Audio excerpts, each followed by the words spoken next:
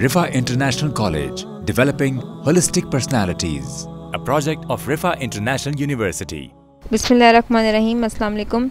Students, we are studying chapter number 20, that is about chromosomes and DNA. In this chapter we have done types of chromosomes, the chromosomal theory of inheritance, DNA as hereditary material, chemical nature of DNA, DNA replication, what is a gene, and cells use DNA to make protein, and lastly we studied genetic code.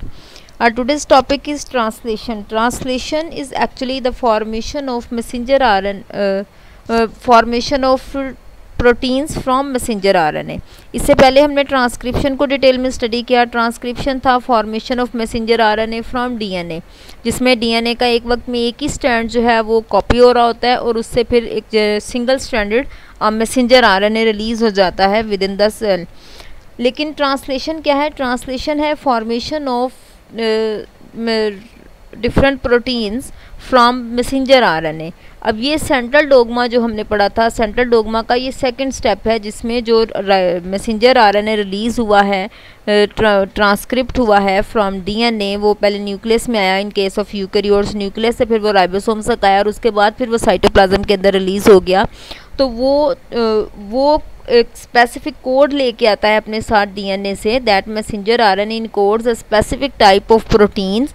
वो आके ribosomes को message देता है to produce that type of protein which is encoded by DNA, और उसको फिर उसके बाद फिर राइबोसोमल आरएनए जो है वो ट्रांसफ़र आरएनए के ज़रिए डिफरेंट अमाइनो एसिड्स को कलेक्ट करता है. फिर उनको राइबोसोम्स के ऊपर जो ए और पी साइट्स होती हैं उनके ऊपर वो अलाइन होते हैं. अलाइन होने के बाद फिर वो उस प्रोटीन का पूरा सीक्वेंस अमाइनो एसिड्स का उसके ऊपर अलाइन होता है और फिर उस प्रोटीन को रिलीज़ कर दिया जाता है within the cytoplasm. So translation is basically production और formation of different proteins from messenger RNA. ये सेंट्रल डोगमा का सेकंड स्टेप था. फर्स्ट स्टेप ट्रांसक्रिप्शन था, formation of messenger RNA from DNA. So इसमें राइबोसोम्स जो है उनकी different sites होती हैं जो कि डायरेक्टली एक्सपोज होती हैं, उनके ऊपर अमाइनो एसिड्स आके अरेंज होते हैं. सेम जैसे हमने लास्ट टॉपिक में पढ़ा था कि कोडोन्स हैं, इनिशिएशन कोडोन है, स्टॉप कोडोन है. तो सबसे पहले इनिशिएशन कोडोन आके अटैच होता है जो कि इनिशिएट करवाता है उस प्रोसेस को, ट्रांसलेशन के प्रोसेस को इनिशिएशन होती है. उसके बाद जो राइबोसोमल आरएनए है वो पहले रीड करता है मैसेंजर आरएनए के मैसेज को कि कौन सा मैसेज जो है वो किस प्रोटीन के मैसेज की फॉर्मेशन का मैसेज डीएनए से आया है. उसके बाद फिर उसके अकॉर्डिंग ट्रांसफ़र आरएनए जो है वो अमाइनो एसिड्स को कलेक्ट करता है फ्रॉम साइटोप्लाज्म. उनको वहाँ पे अलाइन किया जाता है. अलाइन होने के बाद फिर वो नया एक सीक्वेंस जो है वो बन जाता है प्रोटीन का, and that sequence will be released within the cytoplasm. So जो total number of amino acids present हैं दे आर अबाउट 20, और ये जो 20 अमाइनो एसिड हैं they are more than enough to encode different types of protein in any living organism's body. जो enzyme जो है जो इनिशिएट करवा रहा है, जो एक्टिवेट करवा रहा है, जो स्टार्ट करवा रहा है ट्रांसलेशन के प्रोसेस को, that is aminoacyl transfer RNA synthetase. ये जो ASE लगता है ना एंड पे, इट कोड्स इंजाइम, ये इंजाइम की को रिप्रेजेंट करता है. So aminoacyl transfer RNA synthetase is a enzyme which actually binds the amino acids on ribosomes to produce different proteins. अब एक्टिवेशन किस तरह से हो रही है? दिस डायग्राम इज शोइंग, ये एक्टिवेटिंग एंजाइम है, ये ट्रिप्टोफेन ट्रांसफ़र आरएनए है जिसके साथ एंटीकोडोन्स भी इसके साथ प्रेजेंट हैं. ये ट्रिप्टोफेन है, ये यहाँ पे अटैच हो जाएगी. अटैच होने के बाद यहाँ पे ट्रिप्टोफेन जो है वो अटैच्ड हो जाएगी to transfer RNA. Tryptophan is directly attached with transfer RNA. उसकी अटैचमेंट हो जाएगी. अटैचमेंट होने के बाद जो ट्रांसफ़र आरएनए है वो बाइंड हो करेगा UGG इनिशिएशन कोडोन के साथ, जो कि मैसेंजर आरएनए के ऊपर प्रेजेंट है. मैसेंजर आरएनए के ऊपर जो UGG इनिशिएशन कोडोन प्रेजेंट है उसके साथ ट्रांसफ़र आरएनए बाइंड हो जाएगा, और बाइंड होने के बाद फिर ये कंप्लीट इनिशिएट एक कम्प्लेक्स बन जाएगा जो कि जिसमें इनिशिएशन का स्टेप जो है वो कंप्लीट हो गया है फॉर ट्रांसलेशन. प्रोकैरियोट्स की बात करें तो प्रोकैरियोट्स के अंदर जो पॉलीपेप्टाइड्स हैं उनकी जो सिंथेसिस होती है वो स्टार्ट होती है by making a initiation complex. वो इनिशिएशन कम्प्लेक्स किस तरह से बन रहा है कि सबसे पहले ट्रांसफ़र आरएनए के जो मॉलिक्यूल्स हैं वो डिफरेंट केमिकली मॉडिफाइड मिथियोनिन को कैरी करते हैं टू स्मॉल राइबोसोमल सब यूनिट्स. राइबोसोम का अगर स्ट्रक्चर हम आप फर्स्ट ईयर को रिकॉल करें तो उसमें दो सब यूनिट्स थे, लार्जर सब यूनिट एंड स्मॉलर सब यूनिट, यानी 70S और 80S सब यूनिट. तो ये जो स्मॉलर सब यूनिट होता है राइबोसोम का, उसके साथ जाके ये अटैच करवा देते हैं मॉडिफाइड मीथियोनिन को। मीथियोनिन की मॉडिफाइड फॉर्म है एन फॉर्माइल मीथियोनिन, इसको वहाँ पे जाके अटैच करवा दिया जाता है। प्रोटीन्स जो हैं जो कि इनिशिएशन फैक्टर उनके साथ अटैच है, उसकी पोजीशन ट्रांसफ़र आरएनए के ऊपर जो है वो राइबोसोमल सरफेस की पी साइट के ऊपर अटैच होती है। P site is peptidyl site. ये साइड ऐसी होती है जहाँ पे बॉन्ड्स जो हैं वो बॉन्ड फॉर्मेशन होती है बिटवीन डिफरेंट अमाइनो एसिड्स। उसके बाद जो नियर बाय 2 साइड्स होती हैं विच आर ए साइड्स, जिसको अमाइनो एसाइल साइड कहा जाता है, एंड ई साइड जिसको एग्जिट साइड कहा जाता है। अमाइनो एसाइल साइड वो होती है जिसमें अमाइनो एसिड्स आते चले जाते हैं और वो वहाँ पे आके कनेक्ट होते चले जाते हैं, ज्वाइंट होते चले जाते हैं, एक दूसरे के साथ बॉन्ड बना के एक चेन बनाते जाते हैं, चेन फॉर्मेशन स्टार्ट हो जाती है। एंड एग्जिट साइड जहाँ से वो चेन जो है वो राइबोसोम से बाहर की तरफ रिलीज हो रही होती है। जैसे ही वहाँ पे वो एग्जिट पॉइंट आ जाता है, स्टॉप कोडोन आ जाता है, उसकी जो फॉर्मेशन है वो स्टॉप हो जाती है, तो वो रिलीज हो जाती है विद इन द साइटोप्लाज्म। जो इनिशिएशन कम्प्लेक्स है इसको गाइड कर रहा होता है इनिशिएशन फैक्टर, जो कि डायरेक्टली बाइंड होता है AUG के साथ ऑन मैसेंजर आरएनए। जब इनिशिएशन कम्प्लेक्स कंप्लीट हो जाता है, वो कम्प्लीटली बन जाता है, तो उसका जो सब यूनिट है वो ट्रांसफर आरएनए मॉलिक्यूल के साथ अटैच हो जाता है और वहाँ पे एंटीकोडोन्स अपीयर होना शुरू हो जाते हैं। एंटीकोडोन जैसे ही अपीयर होगा वो वहाँ पे उसकी इलोंगेशन को स्टॉप कर देगा और वहीं पे राइबोसोम का सारा फंक्शन स्टॉप हो जाएगा। नए अमाइनो एसिड्स वहाँ पे अगर आएंगे होंगे भी, प्रेजेंट भी होंगे, तो वो अमाइनो एसाइल साइट के साथ ए साइट के साथ अटैच नहीं होंगे और चेन लेंथ इंक्रीज नहीं होगी।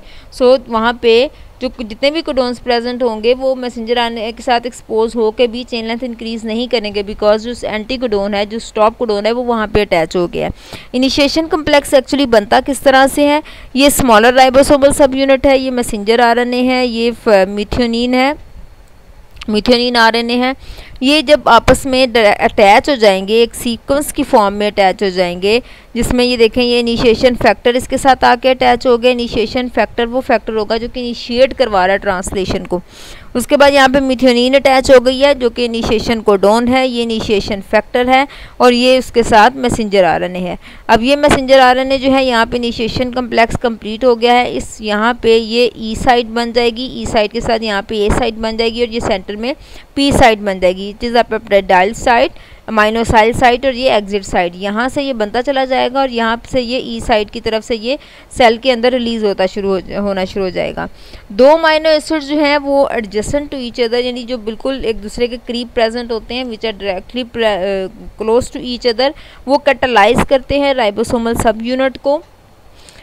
वहाँ पे जो इनिशियल मीथियोनिन प्रेजेंट होता है उसको ट्रांसफ़र आरएनए के साथ अटैच करवा दिया जाता है। वहाँ पे पेप्टाइड बॉन्ड बन जाता है उन दोनों के दरमियान, और जो सेकंड अमाइनो एसिड होता है उसका और उसका फर्स्ट अमाइनो एसिड जो कि इनिशिएशन कोडोन होता है उसके साथ सेकंड अमाइनो एसिड का वहाँ पे पेप्टाइड बॉन्ड बन जाता है।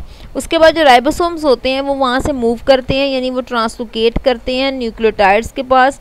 वहाँ पे मैसेंजर आरएनए के जो मॉलिक्यूल्स होते हैं वो 5 प्राइम टू 3 प्राइम की डायरेक्शन में इलोंगेशन फैक्टर वहाँ पे अटैच हो जाता है और वो जो प्रोटीन के अमाइनो एसिड्स कोड हो रहे होते हैं वो वहाँ पे उसकी चेन लेंथ जो है वो इलोंगेट होना शुरू हो जाती है। And elongation always continues from 5 prime to 3 prime direction. 5 prime से बनना शुरू होती है, 3 प्राइम की तरफ आगे फिर वो कंटिन्यू हो जाती है। जो मूवमेंट होती है या ट्रांसलोकेशन होती है ट्रांसफ़र आरएनए की, वो ई साइड की तरफ जब जाती है तो ई साइड से फिर वो एग्जिट हो जाता है फ्रॉम राइबोसोम। राइबोसोम से वो बाहर आ जाता है, राइबोसोमल सब यूनिट से बाहर आके पॉलीपेप्टाइड चेन की फॉर्म में वो जो साइटोप्लाज्म के अंदर रिलीज होना शुरू हो जाते हैं। वो पूरी एक प्रोटीन का सीक्वेंस होता है, पूरा एक कोड होता है प्रोटीन का।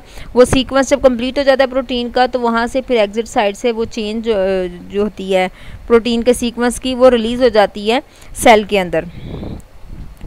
जो ट्रांसफ़र आरएनए के मॉलिक्यूल्स हैं वो एक्चुअली रिकग्नाइज करते हैं कोडोन्स की अपीयरेंस को कि कौन से कोड्स हैं वो वहाँ पे अपीयर हो रहे हैं। जो बाइंडिंग कोडोन होता है ए साइट के ऊपर वो अटैच होता है, ए साइट के ऊपर उसकी प्लेसमेंट होती है और वहाँ से फिर वो चेन की लेंथ को इंक्रीज़ करता चला जाता है। जो चेन उसके बाद ट्रांसफ़र होती है, न्यू अमाइनो एसिड्स उसके साथ आके अटैच होते हैं और जो उसका सारा प्रोसेस होता है वो रिपीट होता रहता है, यानी नए अमाइनो एसिड्स आते जाते हैं, वो पहले से मौजूद अमाइनो एसिड के साथ पेप्टाइड बॉन्ड बनाते हैं और इस तरह चेन लेंथ इंक्रीज होती चली जाती है।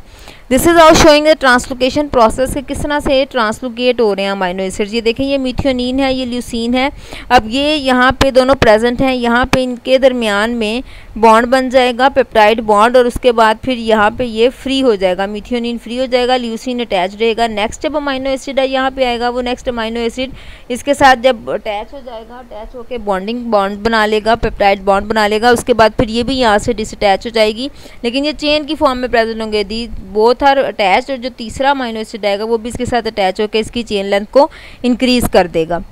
जो इलोंगेशन है ये कंटिन्यू रहती है, तब तक कंटिन्यू रहती है जब तक वहाँ पे टर्मिनेशन फैक्टर यानी नॉनसेंस कोडोन नहीं आ जाता। जैसे ही नॉनसेंस कोडोन जो है उसका स्पेयर होता है अमाइनो एसिड के साथ, तो वहीं पे उसकी इलोंगेशन जो है चेन की वो स्टॉप हो जाती है। फॉर एग्जांपल 3 है स्टॉप कोडोन, उनमें से कोई भी अगर वहाँ पे अटैच हो गया है नॉनसेंस कोडोन, तो तीनों में से कोई भी जो नॉनसेंस कोडोन है वो चेन लेंथ को वहीं पे स्टॉप कर देगा और वो उससे ज़्यादा ग्रो या इलोंगेट नहीं हो सकेगी। जो नॉनसेंस कोडोन्स होते हैं वो ट्रांसफ़र आरएनए को बाइंड ही नहीं होने देते, और वो रिलीज़ फैक्टर जो होता है उसके साथ उसके ज़रिए रिकग्नाइज होते हैं, और प्रोटीन्स जो होती हैं, जो न्यूली मेड प्रोटीन्स होती हैं, वो पॉलीपेप्टाइड की फॉर्म में राइबोसोम से रिलीज़ होकर बाहर सेल के अंदर चली जाती है।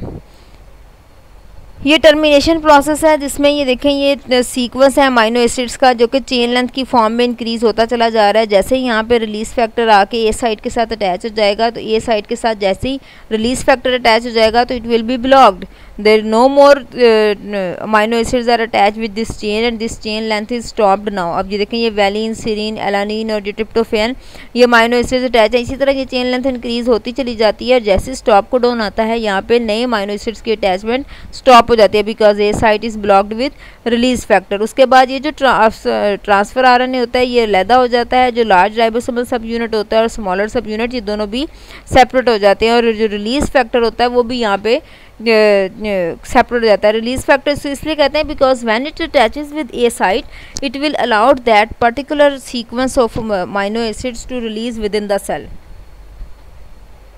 तो ये रिलीज़ करवाता है, इसीलिए इसको रिलीज़ फैक्टर कहा जाता है कि जैसी चेन लेंथ कंप्लीट हो जाती है तो ये सेल के अंदर उस पर्टिकुलर प्रोटीन को रिलीज़ करवा देता है। Thank you. A project of Rifa International University.